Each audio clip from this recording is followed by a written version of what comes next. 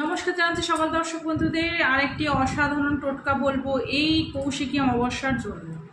শুধু কৌশিকী অমাবস্যা নয়, আপনারা যে কোনো অমাবস্যাতেই করতে পারেন। যাদের ধরুন শারীরিক দিক দিয়ে খুব অসুস্থ হয়ে রয়েছেন, গায়ে হাত পায়ে ব্যথা, কোমরে ব্যথা, যন্ত্রণায় ছটপট করেন, বিছানা ছেড়ে উঠতে পারেন না, বা যে কোনো রোগ লেগে রয়েছে, সারা বছর রোগ লেগে রয়েছে, বা বাচ্চাদের ক্ষেত্রে বলবো সর্দি কাশি সব কিছুই লেগে রয়েছে, সেই ক্ষেত্রে বলবো একটি ছোট অসাধারণ টোটকা আপনারা করতে পারেন।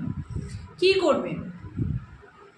আপনারা দেখবেন অমাবস্যা কোন সময় থেকে কোন সময় অবধি পড়েছে।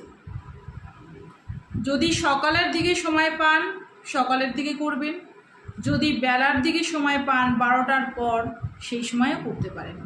কি করবেন? কাঁচা হলুদ বাজার থেকে কিনে নিয়ে আসবেন। কাঁচা হলুদ সেইটিকে থেতলাবেন,